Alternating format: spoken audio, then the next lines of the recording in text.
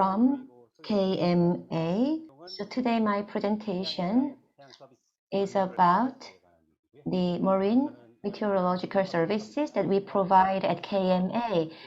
My name is Seung-hyup Yu, and I'm a director at Marine Meteorology Division at KMA. So as you know, Korea is a very small country, but we have 3 oceans surrounding the peninsula, and we have 4 distinct seasons. So different regions have very different climate.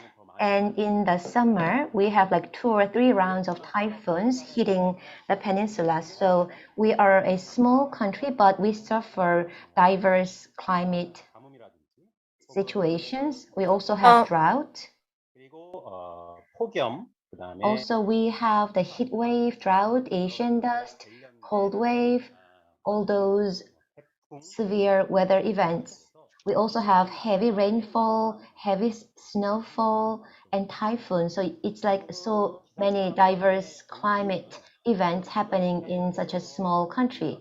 So what we are trying to do at KMA is to protect the people from those weather crises and give the people with proper information so that the Korean public can be prepared properly. So the mission of KMA is to provide fast and reliable weather information. That's the biggest mission. And our visions are to provide reliable information that meets the needs of the Korean public. And according to that vision, we have 5 strategies. So they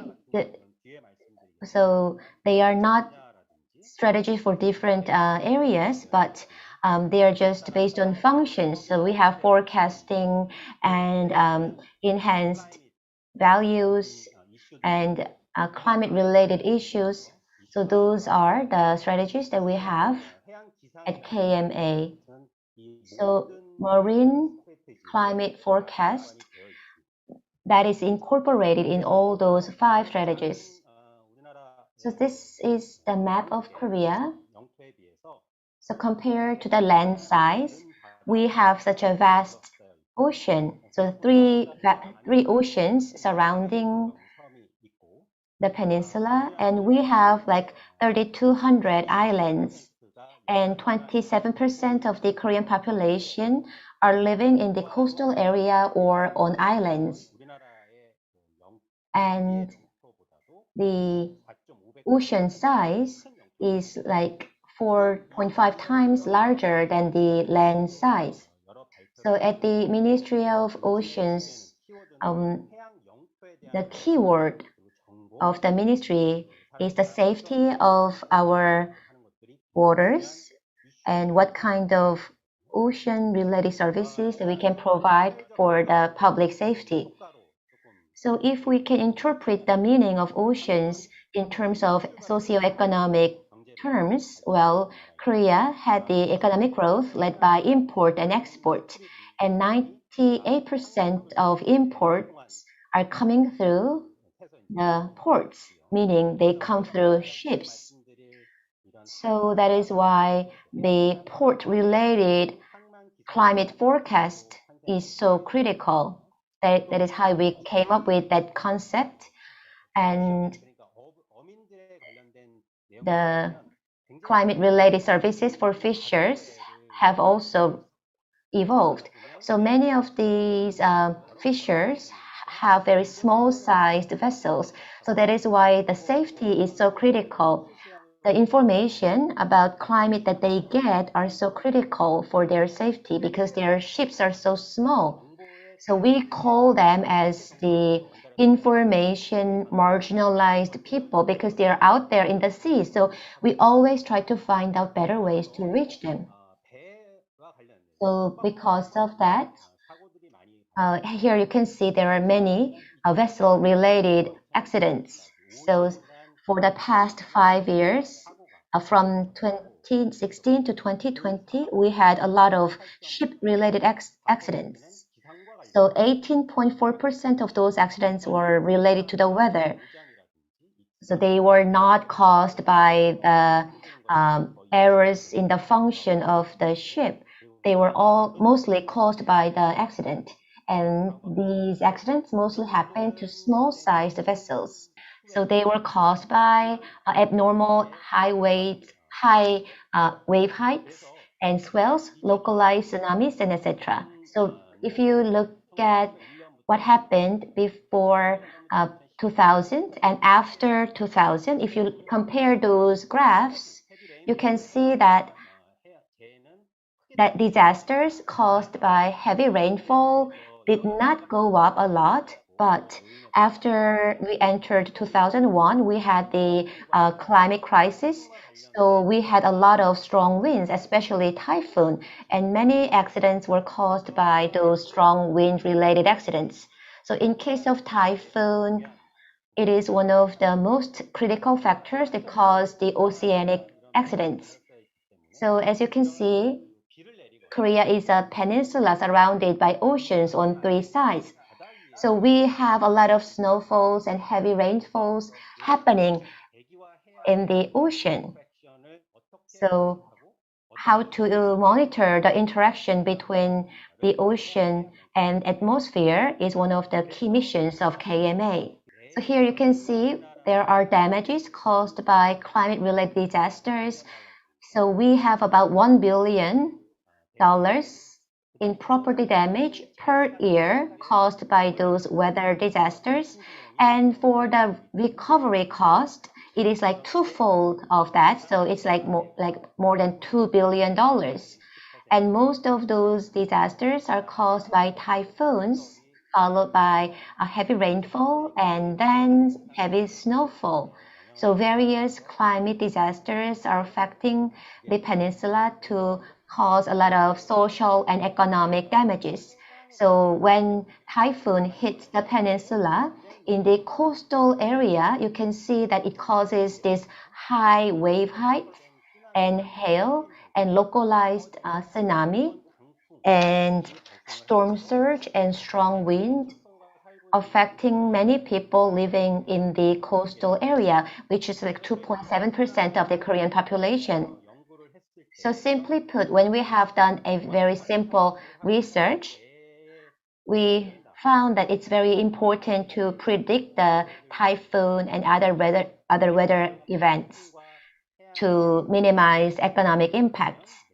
So if we can have an accurate forecast on the sea surface temperature, we can have a lot of saving, like 2 billion won of saving every year. And also, by having an accurate water temperature forecast, we can also identify the fish distribution, where the fish is located, which would lead to better fish catch production. So here you can see that there can be a weather forecast for fishermen, but also for other people in the coastal area. So for this overall marine weather forecast, we first need to do the monitoring and do the analysis. And out of that analysis, we can come up with the forecast data and then deliver it to the people who need the information. So those are the 4 steps for the weather forecast. So for the basic functions of marine observation, at KMA, we came up with the discus buoy in 1996. That was the beginning. And then we came up with the monitoring vessel in 2000. And after that, we came up with a bigger sized buoy called Nomad buoy in the East Sea. We also used stations like unmanned stations and drifting buoy to observe the ocean. And since 2017, we started to have a smaller sized buoys. As of 2019, we had 122 stations, and by 2023, we will increase that number to 257 stations. So we have 120 marine observation stations. They are mostly comprised of ocean data buoy, coastal wave buoy, and long wave monitoring stations and wave radars and etc. And they are used based on the spaces of the ocean or the characteristics of the ocean. So simply put, from starting from the near coast to offshore, we have different equipments used. So for the near coast, we have wave radar and lighthouse AWS and small-sized buoy called the coastal wave buoy. And in case of offshore, like distant water, we have bigger sized buoy like discus buoy, nomad buoy, and also we use vessels to monitor the offshore. And for the marine meteorological observation, the toughest part is the maintenance. As you can see at the bottom of this slide, we can have like a vessel approaching or hitting the equipment to cause damage to the equipment. We call that as vandalism. However, we don't have a clear ways to prevent those vandalisms. So what we did at KMA was like this CCTV, like a black box CCTV installed on buoy. So currently the satellite communication is very cheap. So we have installed this. So in 2013, we had a big sized buoy in the East Sea being disrupted, and we had this black box CCTV, and we took a look in the black box, and well, they didn't know that a camera was shooting them. But what we found was that there was a vessel that intentionally disrupted our buoy. So we have had a claim for the compensation. This buoy, it costs like 1 million won. So after those claim filing, compensation filing, we had reduction in vandalism. So the most ideal way to do the ocean data monitoring is to have the ocean buoy. So currently, what we are doing is to have the data transmitted in every 30 minutes. So this nomad buoy, it is located in like a very deep ocean, distant ocean. And for discus buoy, it is mostly located in the West Sea or South Sea. And this is like $1 million in price, and this one is like $500,000 in the price. So they are both very expensive. So you can see those are the buoys that we have scattered around the ocean of Korea. So not just in the coastal area, but also in like more distant waters. We have like this 10-meter discus buoy located in the West Sea, and in the bordering oceans. Well, the situation there is not very accommodatable. So in those areas, we have like a bigger sized buoy located there for the ocean monitoring. The biggest benefit is that this one, it is very stable, has very accurate data. However, if there is like any accident, it takes a long time for repair and the maintenance is not easy. So for buoys, we use the Inmarsat satellite to transfer data to our headquarters. And as I said, buoys are very expensive, and it is not practical for us to have them installed in all sections of the ocean. So we have developed a coastal wave buoy, which is cheaper. So this is based on CDMA communication. It is not that expensive. It's just the mobile communication method. So this coastal wave buoy is of course installed in the coastal area. So it's like a $6,000 per unit of this buoy. So it's relatively cheaper than other buoys. benefits of this buoy is that it's relatively cheaper and domestically developed, and it has relatively nice quality of data. However, as it's very small sized, it's very vulnerable to accidents and it has to have the battery changed every 6 months minimum and 1 year maximum. It does not use the satellite communication but uses the CDMA communication because it's located in the coastal area. So to recap, we have the coastal area and offshore and high sea, different ocean areas that should be monitored.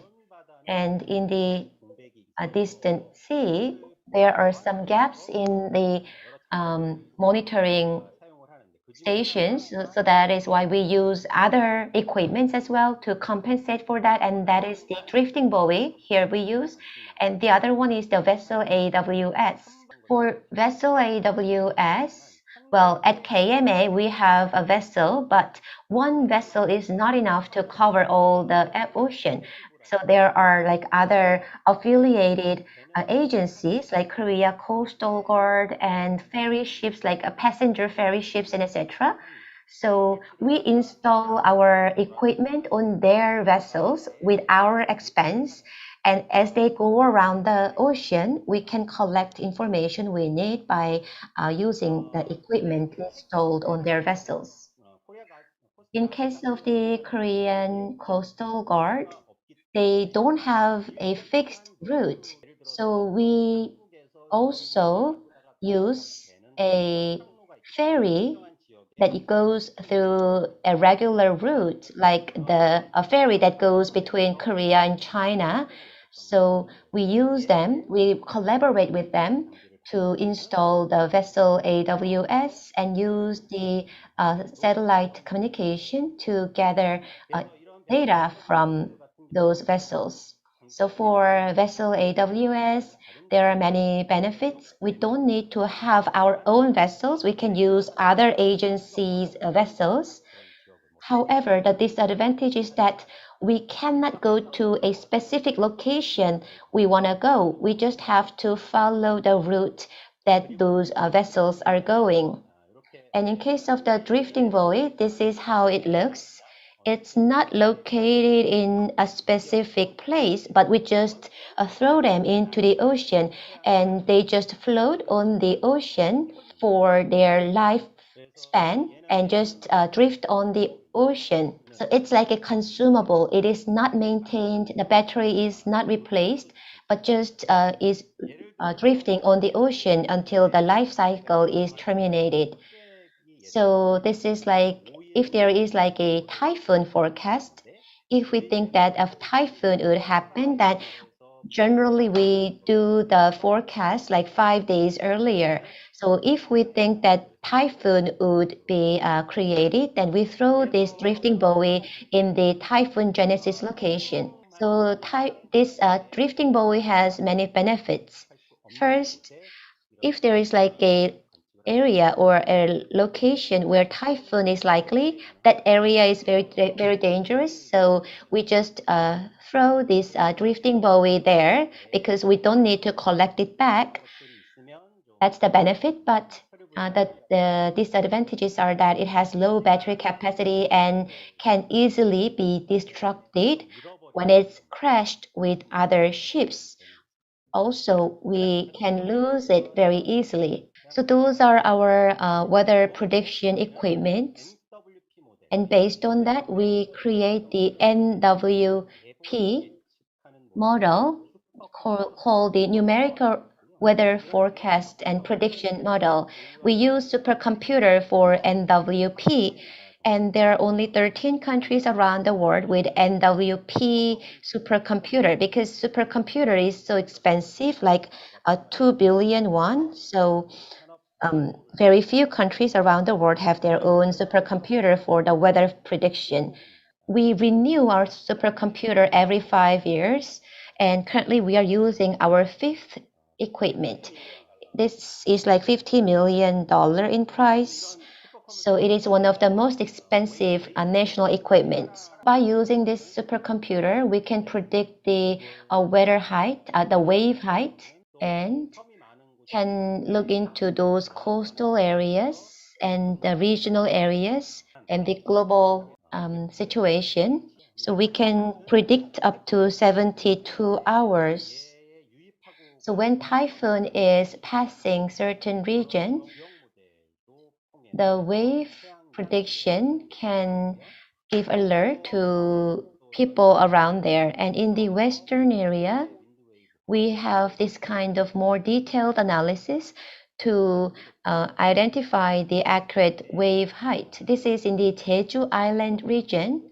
This is in the southern part. This is also the analysis that we are doing by using the supercomputer. Every year, Korea suffers like 2 or 3 typhoons, as I said, and those red dots are where typhoon is generated. So we did the tracking starting from tracking of the peninsula starting from 1961 till today.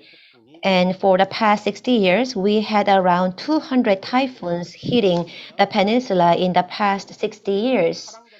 When typhoon occurs, not just the wind wave is high, but also we have the hail or regional tide and storm surges happening. And we also track those climate events. We use those data to identify where the coastal inundation is likely if typhoon hits the peninsula. So these are the data that we use at KMA to forecast where the storm surge could occur. And we deliver the data to the people of Korea. So those red dots are critical points for the storm surge and wave height and tidal height. We do the forecast for those critical points first and then do the forecast on the possible coastal inundation. So you can see that there are those red numbers there. The reason why we need this information is like in 2016, we had a typhoon Chaba going through the peninsula in 2016. And because of this typhoon, we had such a high wave height and storm surge hitting the peninsula as well. So in the south coastal area of Busan, which is the second largest city of Korea, we had this kind of situation, inundation, which is almost like a tsunami hitting the city. So this is called a wave overtopping. So we wanted to give the information and warning to the citizens of this city by having this weather prediction. So these are very fundamental data that we can gather, and what kind of service we provide based on those data is another thing. So first thing we can do is the port weather service. As I already mentioned, 98% of import and export of Korea goes through the sea. It's like for airplane to have safe flight, its landing and takeoff is very important. So the operation of airport is very important. So that's why the operation of port is very critical. So in case of the US, they have a very evolved port weather service. And in Korea, as we have bigger volumes of cargo being handled at the port, we have developed this port weather service. So this is called K-HOPE, Korea Harbor Observation, Prediction, and Dissemination. This is Busan Port, the second largest port of Korea. So we have AWS, CCTV, visibility meter, and coastal buoy. So these are the equipments installed only for the Busan port for more detailed observation. And based on that, we come up with a prediction. However, the port is very small sized. What we do is for the vertical resolution, it is 500 meters. in resolution. So we do the prediction on wave, current, temperature, salinity, sea level, and etc. to come up with a specific port weather service for this specific location. So we deliver the information to other related agencies like the Ministry of Ocean and Vessel Safety Agency and all the other related agencies. So starting from the observation to prediction, you can see that we have created a port weather portal, and anybody who needs the information can access this portal to get the information. And how do we deliver the information to the involved parties? Well, for the inland, we can easily distribute the information through mobile phone because almost everybody has the cell phone these days. But for the ocean, some people might not be reached due to the communication connections. So first, what we used was this fax system, the WeFax system. For specific vessel, we have this wireless fax receiving equipment installed. So it's not just Korea, but other countries started to adopt this with fax since 1960s. However, the problem is that this is very expensive and the data is all just transmitted in black and white. So it has very low resolution. So it's very different from the resolution quality that you can get these days. So the resolution is very poor and only large vessels can have this WIFAX installed. So from a few years ago, what we started to do was this weather voice service. So it's targeting small sized vessels, like 70 to 80% of vessels that suffer accidents due to weather events. For those small vessels, WIFAX is too expensive for them. So what they use is this weather broadcasting system. So we use this frequency 5.9 megahertz, and we provide the service in 4 different languages, including Korean, Chinese, Japanese, and the service is provided 24/7. This is also a short range service and short range communication. So the quality of the voice sound is not very good, but still it's cheaper. So we started to use that. But there is another one that we have adopted since last year.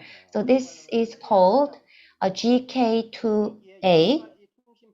This is using the Charlian satellite. So there is the SDAS communication channel, and we thought that we can use this SDAS communication channel to reach the vessels that are hard to be reached by using existing communication channels. So by using SDAS, we have installed a new kind of antenna to be installed on vessels. So this is the coverage area of SDOS. So any vessel with this kind of receiver can get very high resolution climate information from KMA free of charge. You can see that the coverage is including most of the Southeast Asian countries. So we are also having discussion with Indonesia to export it to Indonesia. And this service was introduced last year, and we have introduced it to the International Meteorological Service Agency. Also, we have this website named Ocean Portal Service for 6 areas, including port, sea route, leisure, fishery, disaster, and security. We provide information about the weather situation of different ports and routes of different vessels or ferries This is like a customized ocean information service portal. And later, we will have the fisheries cooperative making a presentation. And this slide shows an app created by the Fisheries Corporation. So we have connection with their app so that our information can be also delivered through their apps. This is the last part. So my recommendation for Bangladesh for its way forward in terms of the marine meteorology service. So there are five changes, three steps needed. So as I said, we started the first observation since 1996 and then evolved to this state. So what is very important is to have the basic foundation for observation and prediction, but they are very expensive to create and maintenance is not easy as well.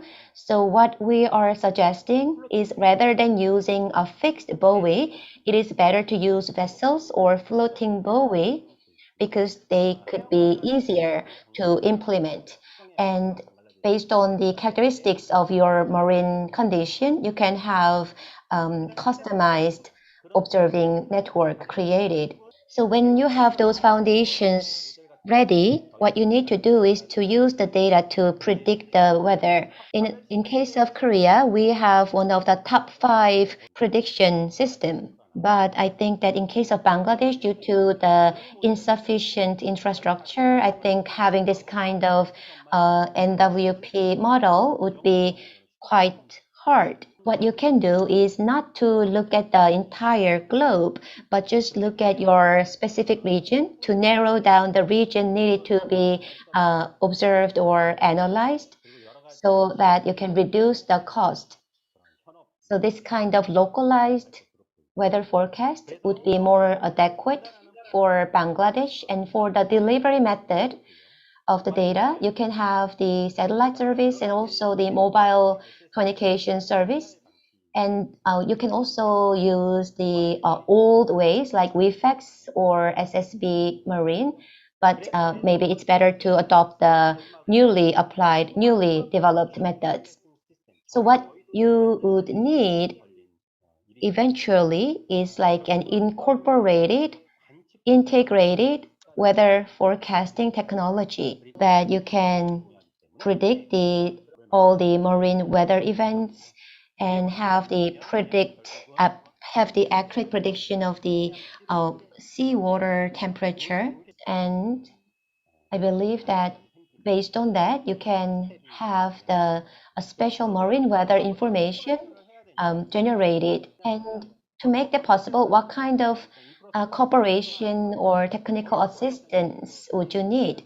First, I think that first thing you need is the marine observation by installing these equipments or buoys, and then have the infrastructure to assist the operation of those equipments. And to operate those facilities, you need to do the education and training, the capacity building for related people. So if you can have those done, I think that you can have more accurate marine weather forecast. This is the last slide. So for the marine weather information, well, it's used in all sectors of the society. It is used for fishery and also for disaster prevention, construction, leisure, and security as well. So having a solid system in place is very critical for the entire nation. That's the end of my presentation. Thank you.